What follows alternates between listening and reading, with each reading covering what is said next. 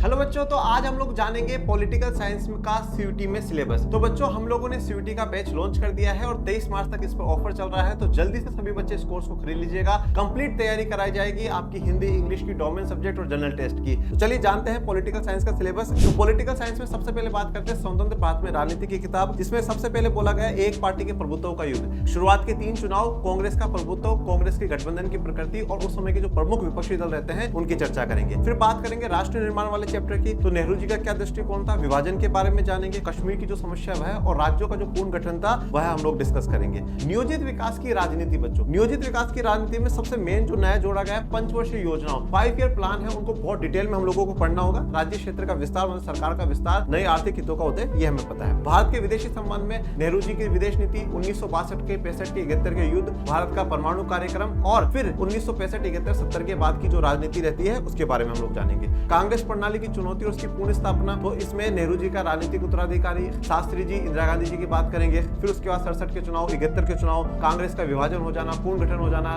गरीबी हटाओ का नारा, कांग्रेस की फिर से 71 में जीत होना, संवैधानिक व्यवस्थाओं का संकट, तो गुजरात का आंदोलन, नौकरशाही और न्यायपालिका की खोज, आपातकाल की इसमें पूरी डिस्कशन करेंगे और आपातकाल का प्रतिरोध हुआ, विरोध हुआ, वह जानेंगे। 1977 में जनता दल का निर्माण होना, जनता दल की जीत होना और नागरिक स्वतंत्रता संगठनों का उदय। क्षेत्रीय आकांक्षा संघर्ष की बात करेंगे तो क्षेत्रीय दलों का उदय हुआ, पंजाब संकट, 1984 के सिख विरोधी दंगे, कश्मीर की स्थिति और नॉर्थ ईस्ट की स्थिति पर भी चर्चा करेंगे। लोकतांत्रिक उभार, गठबंधन की राजनीति, 1990 के दशक में सहभागिता उभार, जनता दल, भाजपा का उदय, फिर उसके बाद संयुक्त मोर्चा, एनडीए, यूपीए सरकारें, इनके बारे में हम लोग जानेंगे। फिर वैश्वीकरण की चुनौती, प्रतिक्रिया, नई आर्थिक नीति, भारतीय राजनीति में ओबीसी का उदय, दलित राजनीति की बात करेंगे, सांप्रदायिकता की चुनौती है, ये हम लोग डिस्कस करेंगे। फिर समकालीन विश्व राजनीति की किताब में द्वितीय विश्व का विघटन, जो नए राज्य बने उनके बारे में जानेंगे, वहां पर जो लोकतंत्र का, पूंजीवाद का विस्तार हुआ वह जानेंगे और भारत का इन देशों के साथ कैसा संबंध रहता है वह जानेंगे। आर्थिक और राजनीतिक जो वैकल्पिक केंद्र है, मतलब चीन, एशिया, आसियान, यूरोपीय संघ, इनके बारे में, चीन, जापान, दक्षिण कोरिया के साथ भारत के संबंध, तो जापान, दक्षिण कोरिया के संबंध किताब में नहीं है, जो हम लोग यहाँ पे फोकस करेंगे।